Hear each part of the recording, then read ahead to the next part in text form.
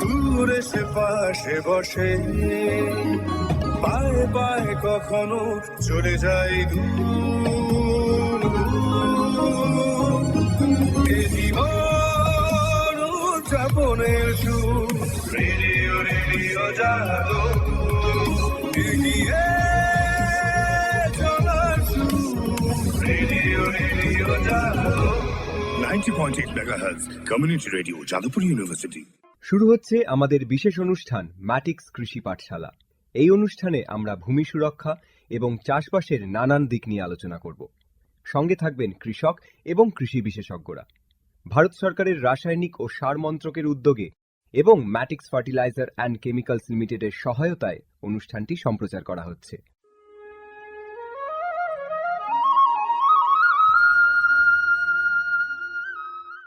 আজকের আমাদের আলোচনার বিষয় সবুজ সার হিসেবে ধইঞ্চার ব্যবহার।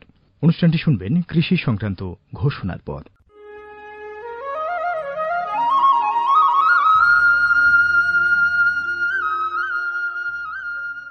অর্থনৈতিক বিষয় সংক্রান্ত ক্যাবিনেট কমিটি তাদের ২৮ জুন ২০২৩ সভায় পিএম প্রণাম নামক একটি প্রকল্প অনুমোদন করেছে। এই প্রকল্পের উদ্দেশ্য হল ধরিত্রী ও মৃত্তিকার পুনরুদ্ধার, পুষ্টি, উন্নতি সাধন এবং তা নিয়ে সচেতনতা বৃদ্ধি। গ্রামীণ স্তর থেকে শুরু করে আমাদের সকলের প্রচেষ্টা মাতৃভূমির যত্ন ও স্বাস্থ্য রক্ষার জন্য এই অনন্য পদক্ষেপকে ফলপ্রসূ করে তুলতে পারে।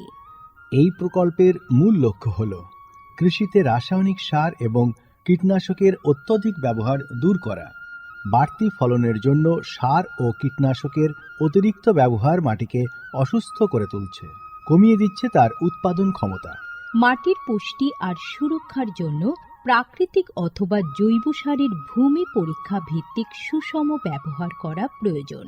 পাশাপাশি দরকার জৈব ও প্রাকৃতিক চাষ পদ্ধতি এবং সম্পদ সংরক্ষণ প্রযুক্তি, যেমন সমন্বিত কৃষি ব্যবস্থা, ক্ষুদ্র সেচ, মালচিং, মাটির ক্ষতিকারক খনন না করা, ঘুরে ফিরে বিভিন্ন ফসলের চাষ ইত্যাদি।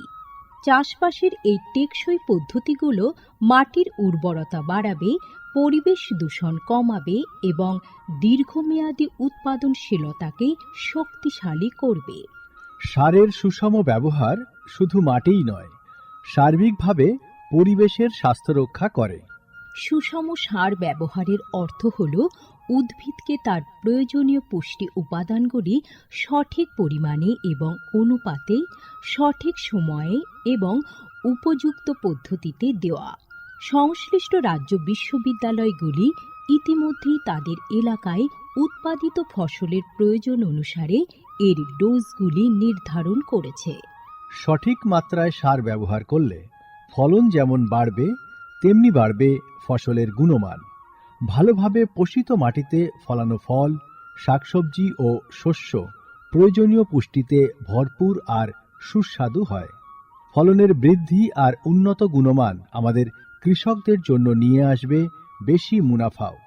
শুধু বেশি ফসল নয়, উন্নততর ফসল আমাদের লক্ষ্য। এই কৌশলে লাভবান হবে প্রত্যেকে, আমাদের কৃষকরা, আমাদের পরিবেশ এবং সর্বোপরি আমরা সকলে। বিচার বিবেচনার সঙ্গে পরিপোষক ব্যবহার করলে কেবল ফলনই বাড়ে না, প্রজন্মের পর প্রজন্ম জমি থাকে উর্বর। সুতরাং আসুন, একটি উজ্জ্বল এবং স্থায়ী কৃষি ভবিষ্যতের জন্য আমরা সুষম সার ব্যবহারের প্রচার ও অনুশীলন চালিয়ে যাই।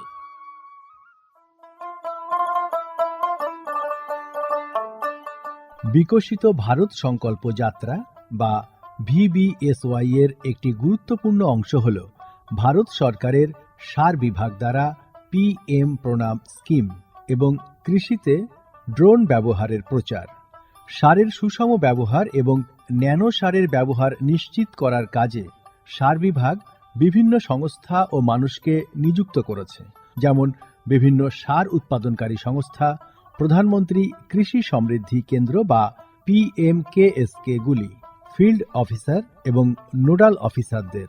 VBSY এর একটি প্রধান দিক হল বিভিন্ন শস্য এবং গাছপালার ওপর ন্যানো এবং জল দ্রবণীয় সার স্প্রে করার কাজে ড্রোনের ব্যাপক ব্যবহার।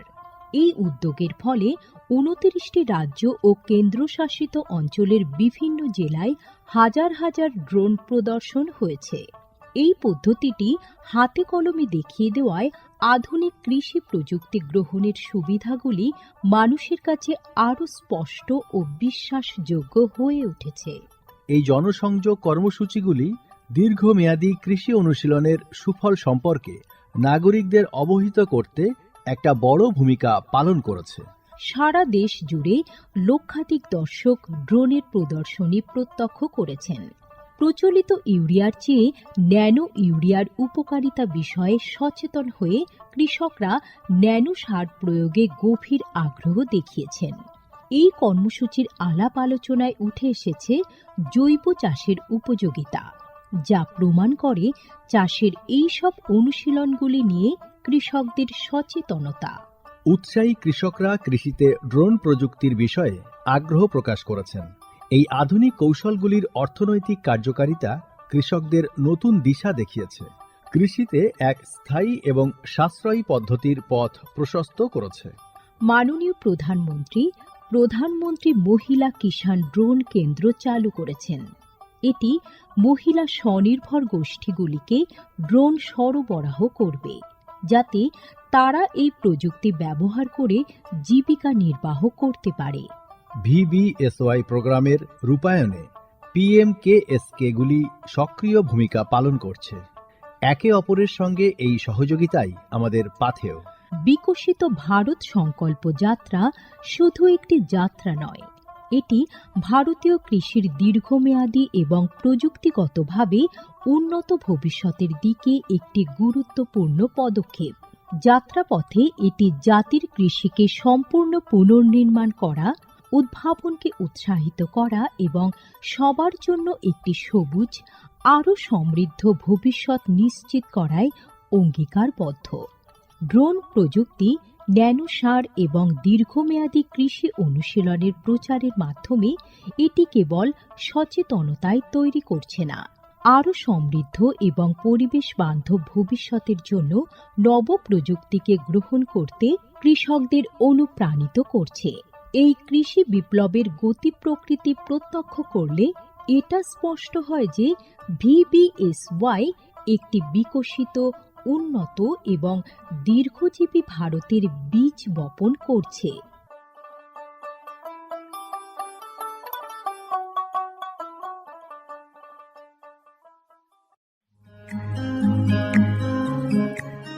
ভারতের যে সার কোম্পানিগুলি সবচেয়ে দ্রুত গতিতে বৃদ্ধি পাচ্ছে, ম্যাটিক্স ফার্টিলাইজার্স অ্যান্ড কেমিক্যালস লিমিটেড তার মধ্যে অন্যতম। পশ্চিমবঙ্গের পানাগড়ে অবস্থিত তাদের কারখানায় বছরে 12.5 লক্ষ টনের ওপর ইউরিয়া সার উৎপাদন হয়। ভারত সরকারের গ্রিনফিল্ড প্রজেক্ট হিসেবে স্বীকৃত এই কারখানায় তৈরি হয় ডক্টর ফসল। ইতিমধ্যেই যা পূর্ব ভারতের সর্বাধিক বিক্রিত ইউরিয়া সার হয়ে উঠেছে। কৃষি উন্নয়ন ও ভূমি সুরক্ষা, ক্ষুধা, অপুষ্টি ও দারিদ্র্য দূরীকরণ, গ্রামীণ এলাকা ও বস্তি উন্নয়ন, লিঙ্গ সাম্য, পরিবেশ, স্বাস্থ্য, শিক্ষা ইত্যাদি নানান বিষয়ের উপর জোর দেয় ম্যাটিক্সের CSR প্রকল্পগুলি।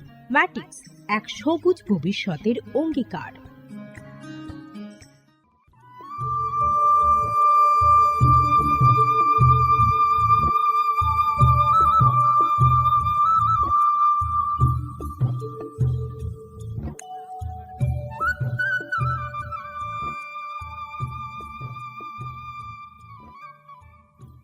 আজকের আমাদের আলোচনার বিষয় সবুজ সার হিসেবে ধৈঞ্চার ব্যবহার।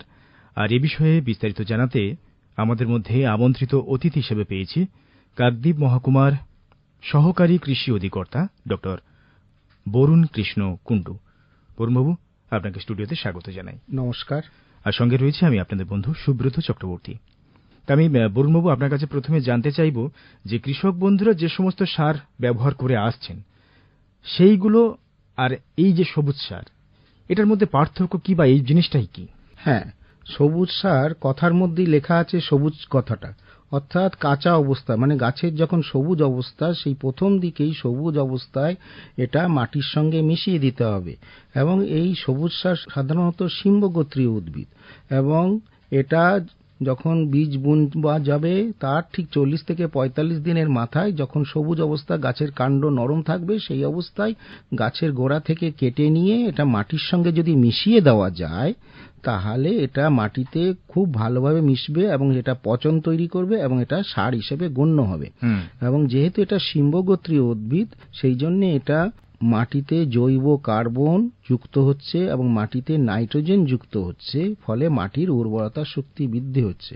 সবুজ অবস্থায় এই শিম্বগোত্রীয় উদ্ভিদ মাটিতে মেশানো হচ্ছে এবং খুব কম খরচে এটা চাষি ভাইরা একটা উৎকৃষ্ট জৈব সার পেয়ে যাচ্ছে। বর্তমানে রাসায়নিক সারের অত্যাধিক ব্যবহার এবং তার কুফল অনেকেই জানেন। মাটি শক্ত হয়ে যাচ্ছে, মাটি অ্যাসিডিক মানে অম্ল হয়ে যাচ্ছে এবং মাটিকে শোধন করার জন্য কোনো বিকল্প কোনো পদ্ধতি নেই। কিন্তু এই হচ্ছে আপনার জৈব সার হিসেবে তথা সবুজ সার হিসেবে ধইঞ্চে ব্যবহার করলে মাটির লবণাক্ত যেমন কাটবে, তেমনি মাটিতে অত্যাধিক পরিমাণে জৈব পদার্থ যুক্ত হবে, মাটিকে নরম করবে, মাটির বুনন শক্তি বাড়াবে, অর্থাৎ বেলে মাটি কিছুটা মানে দোআঁশ মাটিতে পরিণত হবে, আর এঁটেল মাটি কিছুটা দোআঁশ মাটিতে আসবে। মাটিতে উর্বরতার শক্তি বৃদ্ধি করবে, মাটির গাছের পুষ্টি পাবে এবং গাছকে অনেক দিন ধরে পুষ্টি যোগাতে সহায়তা করবে, শিকড়ের বাড় বৃদ্ধি করবে। অতএব এক কথায় যদি বলা যায়, সবুজ সার হিসেবে জৈব কৃষিতে এবং মাটির স্বাস্থ্য রক্ষার্থে এক কথায় অপরিসীম। একদমই তাই। যে সমস্ত উপকারীর কথাগুলো আপনি বললেন, মূলত আমাদের যে সমস্ত কৃষক বন্ধুরা চাষ করেন, এবং ওই আমি বারবার যে কথাটা বলছি যে প্রথাগতভাবে চাষ করে আসছেন, পরামর্শ না মেনে চাষ করার ফলে আপনারা ভাবছেন যে অধিক পরিমাণে সার প্রয়োগ করব, রাসায়নিক সার, এবং অধিক ফসল পাবো, কিন্তু দিন শেষে দেখছেন কিন্তু রেজাল্টটা অন্যরকম হচ্ছে। একদম তাই আগে যদি জমির উর্বরতা শক্তি বাড়াতে চান, তাহলে যে সমস্ত আপনার এলাকার এডিএ রয়েছে, সহকৃষি অধিকর্তার করণ রয়েছে, সেখানে যে সমস্ত বিশেষজ্ঞ যারা রয়েছে তাদের পরামর্শ মেনে এই যে আজকের আমাদের আলোচনার বিষয় যেমন শুনছেন আপনারা, যে সবুজ সার প্রয়োগ করুন জমিতে, তার ফলে আপনার জমির উর্বরতাও বৃদ্ধি পাবে, ফসলের গুণগত মানও বৃদ্ধি পাবে, ফলনও বৃদ্ধি পাবে। বরুণবাবু, আমরা ধইঞ্চের প্রসঙ্গে আসবো নিশ্চয়ই, কিন্তু ধইঞ্চে ছাড়া কি আর অন্য কোনো গাছ সেগুলো হতে পারে? হ্যাঁ, যেমন ধরুন সবুজ সার হিসেবে মুগ, শন, এইগুলো আমরা ধইঞ্চের বিকল্প হিসেবে ব্যবহার করি। কিন্তু ধইঞ্চেটা সহজলভ্য এবং দামে কম এবং নাইট্রোজেন অর্থাৎ গাছের প্রাথমিক খাদ্য, সেটা বছরে মানে একবারে যখন লাগাচ্ছেন তখন জমিতে 60 থেকে 70 কেজি পর্যন্ত নাইট্রোজেন মাটিতে যুক্ত হচ্ছে। যেহেতু এটা শিম্বগোত্রীয় উদ্ভিদ, তাহলে এই গাছের শিকড়ে অনেক গুটি থাকে, সেটা হচ্ছে রাইজোবিয়াম। আচ্ছা আচ্ছা। এই যে রাইজোবিয়াম ব্যাকটেরিয়া, এটার কাজ হচ্ছে বাতাসের নাইট্রোজেন আবদ্ধ করা। বাতাসের নাইট্রোজেন কিন্তু সচরাচর কিন্তু মাটিতে আবদ্ধ হচ্ছে না, কিন্তু এই রাইজোবিয়াম বাতাসের নাইট্রোজেনকে নাইট্রেট রূপে মাটিতে যোগান দিচ্ছে এবং এইটা নাইট্রেটটা গাছ শিকড়ের মাধ্যমে নিয়ে নিচ্ছে। জৈব পদার্থ প্রচুর পরিমাণে যুক্ত হচ্ছে। বছরে ধরুন 5% পর্যন্ত আমরা অর্গানিক কার্বন পাচ্ছি। সাধারণত মাটিতে 1% থেকে 1.5% জৈব কার্বন থাকে। সেখানে ক্রমাগত যদি আমি জৈব সার হিসেবে ধইঞ্চে চাষ করি, তাহলে সেখানে 6% পর্যন্ত অর্গানিক কার্বন যুক্ত হয় এবং এটা খুব দ্রুত পচনশীল এবং রসালো এবং শিকড় ভিজে থাকে এবং অনেক দিন ধরে গাছকে খাবার দেয়। এবং মাটিতে যে সমস্ত খাবার অদ্রবীভূত অবস্থায় থাকে, সেইগুলোকে দ্রবীভূত অবস্থায় এনে ধীরে ধীরে গাছকে অনেক দিন ধরে খাবার যোগান দেয়। মাটিতে বর্তমানে অনেকে রাসায়নিক সার এবং অসুষমভাবে ব্যবহার ফলে, মানে কোনো ক্ষেত্রে নাইট্রোজেন বেশি দিয়ে দিচ্ছে, কোনো ক্ষেত্রে ফসফেট কম দিচ্ছে, কোনো ক্ষেত্রে পটাশ কম দিচ্ছে। এই অসুষম রাসায়নিক সার ব্যবহার ফলে মাটি কিন্তু ক্ষতিগ্রস্ত হচ্ছে, মাটি বন্ধা হয়ে যাচ্ছে। মাটিতে বেশ কিছু অণুজীব আছে যেগুলোকে বলা হচ্ছে উপকারী ব্যাকটেরিয়া, তারপরে আরো কিছু ছত্রাক আছে, সেগুলো নষ্ট হয়ে যাচ্ছে কেমিক্যাল ফার্টিলাইজার তথা রাসায়নিক সারের ব্যবহারের ফলে। এবং রাসায়নিক সার শুধুমাত্র পরিবেশকে দূষণ করছে না, এটা জল দূষণ করছে, বায়ু দূষণ করছে, মৃত্তিকা দূষণ করছে, নানা রকম ভাবে এটা পরিবেশ দূষণ করছে। তাই পরিবেশ বান্ধব হিসেবে, জৈব সার হিসেবে, সবুজ সার হিসেবে ধইঞ্চে চাষের গুরুত্ব অপরিসীম। একদম। এবারে আমরা যেহেতু আলোচনা করছি সবুজ সার হিসেবে ধইঞ্চে চাষের গুরুত্ব বা সবুজ সার কতটা গুরুত্বপূর্ণ চাষের ক্ষেত্রে আমাদের, এবারে আমরা যদি একটু চাষের প্রসঙ্গে আসি, যে ধইঞ্চেটা আমাদের কৃষক বন্ধুরা অনুপ্রাণিত হচ্ছেন চাষ করবেন, কিন্তু চাষটা কখন করবেন আর কিভাবে করবেন? হ্যাঁ, মোটামুটি ভাবে ধইঞ্চে সারা বছরই চাষ করা যায়, তবুও অতিরিক্ত বৃষ্টি যে সময় হচ্ছে, জল জমে যাচ্ছে, সেই সময় ধইঞ্চে চাষ করা যায় না। তো এটা প্রাক খরিফ হিসেবেও ধইঞ্চে চাষ করা যায়। আবার ধরুন বর্ষা শেষ হয়ে গেলে তখনও চাষ করা যায়। সাধারণত কি হয়, যখন একটা চাষ দিয়ে হেক্টরে 20 থেকে 25 কেজি বা চটজলদি ভাষায় যদি বলেন 4 কেজি বিঘায়, অর্থাৎ 33 শতকে 4 কেজি বীজ আমরা একটা চাষ দিয়ে ছড়িয়ে দিলাম। সামান্য পরিমাণ যদি রাসায়নিক ফসফেট দেওয়া যায়, তাহলে এটা ধইঞ্চের বীজটা তাড়াতাড়ি গজাবে এবং এর শিকড়ে নোডুলেশন অর্থাৎ গুটিটা তৈরি হবে, বাতাসের নাইট্রোজেন গুলো আবদ্ধ বেশি পরিমাণে হবে। এর মূলত বিশেষ কোনো আলাদা কোনো পরিচর্যা লাগে না। যদি অনেকে বীজ এক রাত ভিজিয়ে তারপরেও বোনে, তার মাটিতে রস থাকতে হবে, অথবা শুকনো বীজও বোনানো যায় এবং ছড়িয়ে বুনলেন। তারপরে গাছ থেকে গাছের দূরত্ব 20 থেকে 25 সেন্টিমিটার হতে হবে। আর মোটামুটি 40 দিন হলে, ফুল আসার আগে আমরা যদি গাছটাকে কেটে নিয়ে মাটির সঙ্গে রস থাকা অবস্থায় যদি মিশিয়ে দিই, তাহলে পর্যাপ্ত পরিমাণে জৈব পদার্থ মাটিতে যুক্ত হবে। পরবর্তীকালে অন্য যে ফসল লাগাবেন, সেই ফসলে নাইট্রোজেন ঘটিত সার না দিলেও চলবে। মাটিতে জৈব পদার্থ সংযোজনের ফলে শিকড়ের বাড় বৃদ্ধি ভালো হবে, শিকড়ের পুষ্টি হবে, মাটির পুষ্টি হবে, এবং মাটিতে যে সমস্ত অদ্রবীভূত খাদ্যকণা আছে সেইগুলো দ্রবীভূত অবস্থায় গাছকে দীর্ঘদিন ধরে সাপ্লাই বা যোগান দেবে। এছাড়াও ধরুন মাটিতে যদি ধরুন অম্লত্ব বেশি হয়ে গেছে বা ক্ষারত্ব বেশি হয়ে গেছে, এগুলো দূরীকরণ করবে, লবণাক্ত দূরীকরণ করবে, হালকা মাটিকে একটু ভারী করবে, ভারী মাটিকে একটু হালকা করবে, মাটির গ্রন্থন ব্যবস্থাটাকে উন্নত করবে, মোট কথা উৎপাদনশীলতা বাড়াবে, এবং যে ফসলটা আমরা প্রডিউস করব সেটার গুণগত মান অনেকটাই বেশি ভালো হবে। আমরা কম খরচে একটা ভালো ফসল আমরা পেতে পারি সবুজ সারের মাধ্যমে। আচ্ছা, এই যে ধইঞ্চে চাষের কথা যখন বলছেন, বা আপনি বললেন গাছ থেকে গাছের দূরত্ব একটা নির্দিষ্ট পরিমাণ বললেন 25 সেন্টিমিটার, কিন্তু এটা তো আমরা সবুজ সার হিসেবেই প্রয়োগ করছি মাঠে, এবং কোনো চাষের পূর্বে আমরা সেটা ছড়িয়ে দেব মাঠের মধ্যে। তো ছড়িয়ে চাষ করার ক্ষেত্রে সেক্ষেত্রে কি এরকম গাছের দূরত্ব রাখা প্রয়োজন আছে? দেখুন, হয়তো সেভাবে মেনটেন হয় না। পরবর্তীকালে যেখানে ধরুন বেশি চারা হয়ে গেছে, সেই ক্ষেত্রে আপনাকে বাড়তি চারা তুলে ফেলে দেওয়া দরকার। একটা নির্দিষ্ট দূরত্বে যদি আমরা চারাগুলো হয়, তাহলে কি হবে, চারার গ্রোথ বৃদ্ধি পাবে এবং শাখা পোশাখা বৃদ্ধি পাবে। না, এটা তো আমরা সার হিসেবেই প্রয়োগ করছি। গাছ যদি বেশি হয় সেটাও তো সার। সেটাও সার, কিন্তু আমাকে যেটা দেখতে হবে যে প্রত্যেকটা ফসলের একটা জনসংখ্যা আছে, মানে একটা প্ল্যান্ট পপুলেশন যেটাকে বলা হয়, সেই প্ল্যান্ট পপুলেশনটাকে মেনটেন করতে হবে। ছড়িয়ে দিলে একটা সুবিধা কি, আমাকে আর আলাদা করে লাইন করে বুনতে হচ্ছে না, কিন্তু কোনো জায়গায় রস বেশি আছে, কোনো জায়গায় মাটিতে রস কম আছে। যেখানে রস বেশি পেয়েছে সেখানে দেখবেন প্রচুর পরিমাণে ধইঞ্চে হয়ে গেছে। মাটি যেখানে লেভেল নেই, কোনো জায়গায় বেশি আছে, কোনো জায়গায় কম আছে, কোনো জায়গায় কম গজিয়েছে, কোনো জায়গায় বেশি গজিয়েছে, এই সমস্যাগুলো থাকে। তো একটা স্পেসিং যদি থাকে, প্ল্যান্ট টু প্ল্যান্ট ডিস্টেন্স, গাছ থেকে গাছের দূরত্ব এবং সারি থেকে সারির দূরত্ব যদি ঠিকঠাক বজায় থাকে, তাহলে কিন্তু ভালো আমরা প্রোডাকশন ফলন পেতে পারি। এগুলো কি যে কোনো চাষের পূর্বে যে সমস্ত কৃষক বন্ধুরা, যদি আমি বর্তমানের কথা বলি, এখন যে চাষ করছেন যারা, কারো জমিতে হয়তো ধান রয়েছে, কেউ সবজি চাষ করছেন, এই চাষের পূর্বে যে 42 দিন বা 40 দিনের কথা বললেন, সব ক্ষেত্রে কি এরকম 40-42 দিন আগে যদি ধইঞ্চে ছড়িয়ে দেন তার জমিতে, সেটা কি করতে পারেন? তার নাকি নির্দিষ্ট কোনো সিজন রয়েছে, খারিফ, প্রাক রবি? সাধারণত এটা মূলত হচ্ছে খরিফের আগে করে, কালবৈশাখীর বৃষ্টি পেলো তারপর ছড়িয়ে দিল, সেটা ভালো। কিন্তু অতিরিক্ত বৃষ্টিতে মানে জলা জমিতে এটা হবে না। কিন্তু একবার ক্রপটা যদি গ্রো করে যায়, মানে ফসলটা দাঁড়িয়ে যায়, তাহলে সেটা কিন্তু বিশেষ ক্ষতি হয় না। আচ্ছা, ওই যে জমিতে জল জমে রয়েছে সে জলটা বের করে যদি ব্যবস্থা করা যায় তাহলেও সেক্ষেত্রে তো হতে পারে। আর আরেকটা জিনিস যেটা অনেক সময় চাষি ভাইরা প্রশ্ন করেন, সেটা হচ্ছে যে আমরা বছর বছর ধইঞ্চে বীজ পাবো কোথায় ইত্যাদি। সেক্ষেত্রে বলে রাখা ভালো যে একটা কর্নার প্লট, জমি কিছুটা আপনি ধইঞ্চে বীজের জন্য রাখবেন।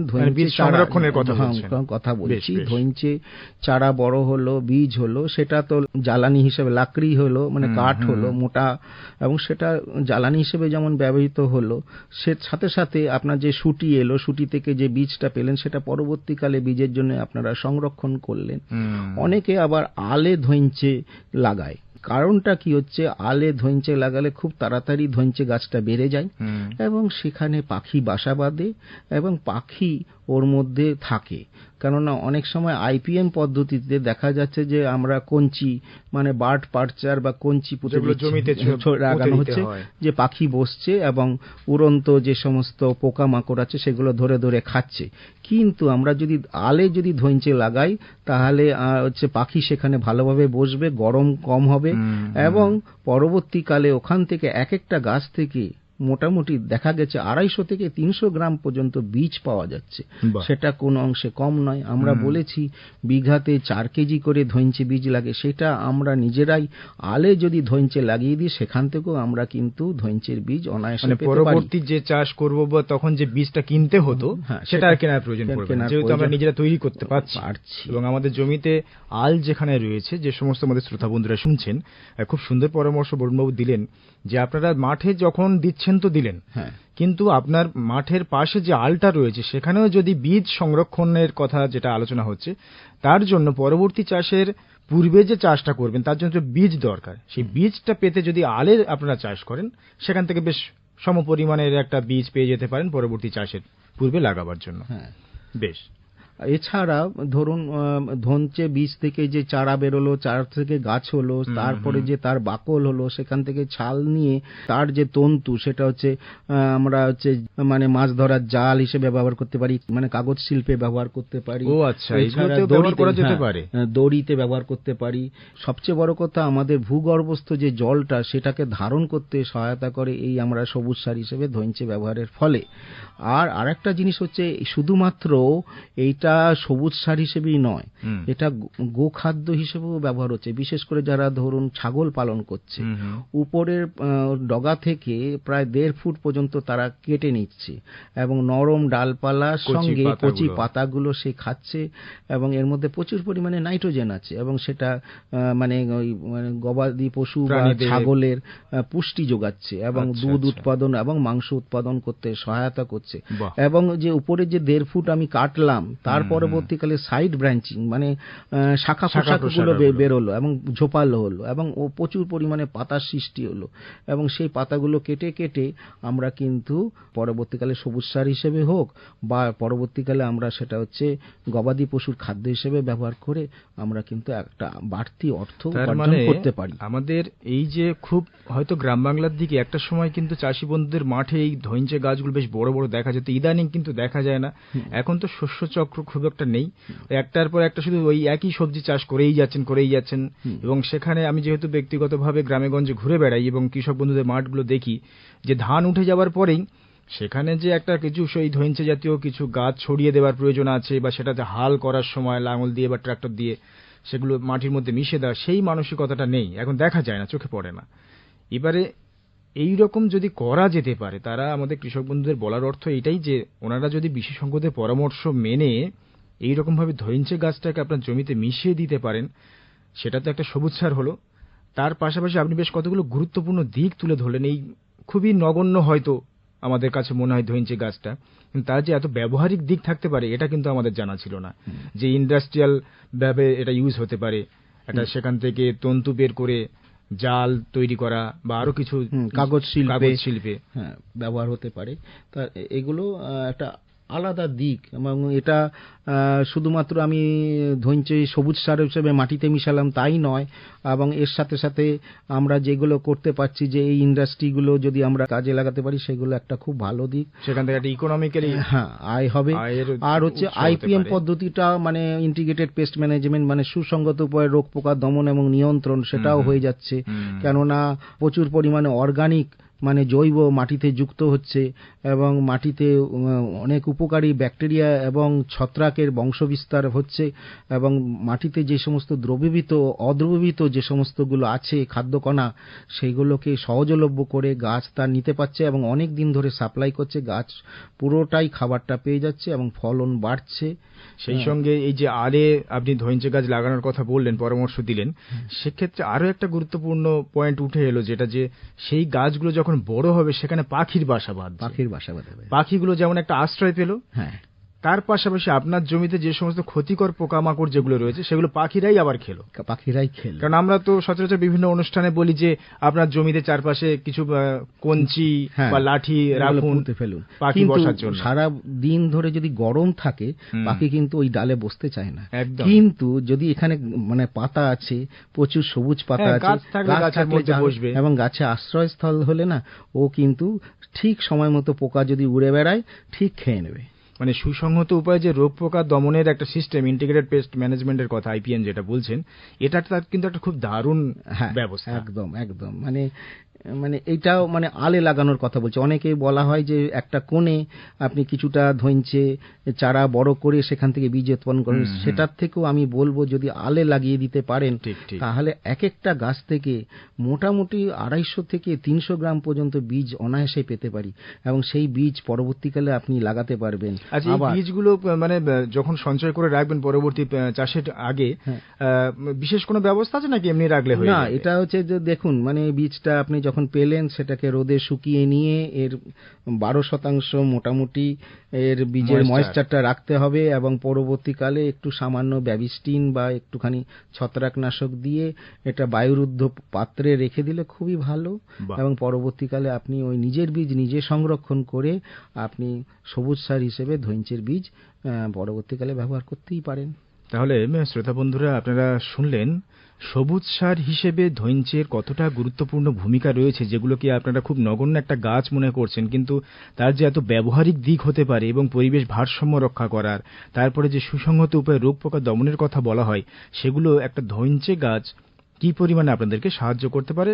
সর্বোপরি আমরা যারা চাষ করি, আমাদের প্রধান লক্ষ্য থাকে তো ফলন বাড়ানো এবং আয় বৃদ্ধি করা, সেটা কিন্তু গুরুত্বপূর্ণ ভূমিকা পালন করে এই ধৈঞ্চে গাছ। আজকের আমাদের সময় একেবারেই শেষ। আমরা আলোচনা করছিলাম সবুজ সার হিসেবে ধৈঞ্চের ব্যবহার, আর এ ব্যাপারে এতক্ষণ বিস্তারিতভাবে খুব সুন্দরভাবে বুঝিয়ে বললেন কাকদ্বীপ মহকুমার সহকারী কৃষি অধিকর্তা ডক্টর বরুণ কৃষ্ণ কুণ্ডু। ডক্টর কুণ্ডু, আপনাকে অশেষ ধন্যবাদ। নমস্কার। আর এতক্ষণ আপনাদের সঙ্গে ছিলাম আপনাদের বন্ধু সুব্রত চক্রবর্তী। সবাই ভালো থাকুন। নমস্কার।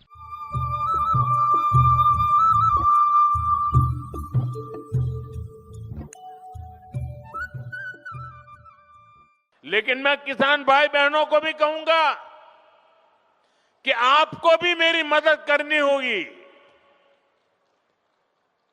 और वो मेरी मदद है इतना ही नहीं, मेरे किसान भाई बहन आपकी भी मदद है, और वो है ये धरती माता को बचाना। हम धरती माता को अगर नहीं बचाएंगे तो यूरिया की कितने ही थैले डाल दे, ये धरती मां हमें कुछ नहीं देगी। और इसलिए जैसे शरीर में बीमारी हो जाए तो दवाई भी हिसाब से लेनी पड़ती है। 2 गोली की जरूरत है, 4 गोली खा लें तो शरीर को फायदा नहीं, नुकसान हो जाता है। वैसा ही ये धरती मां को भी अगर हम जरूरत से ज्यादा, पड़ोस वाला ज्यादा बोरी डालता है इसलिए मैं भी बोरी डाल दूं, इस प्रकार से अगर करते रहेंगे तो ये धरती मां हमसे रूठ जाएगी। यूरिया खिला खिला करके हमें धरती माता को मारने का कोई हक नहीं है। ये हमारी मां है, हमें उस मां को भी बचाना है। এতক্ষণ শুনলেন আমাদের বিশেষ অনুষ্ঠান ম্যাটিক্স কৃষি পাঠশালা, ভারত সরকারের রাসায়নিক ও সার মন্ত্রকের উদ্যোগে এবং ম্যাটিক্স ফার্টিলাইজার অ্যান্ড কেমিক্যালস লিমিটেডের সহায়তায় অনুষ্ঠানটি সম্প্রচার করা হলো।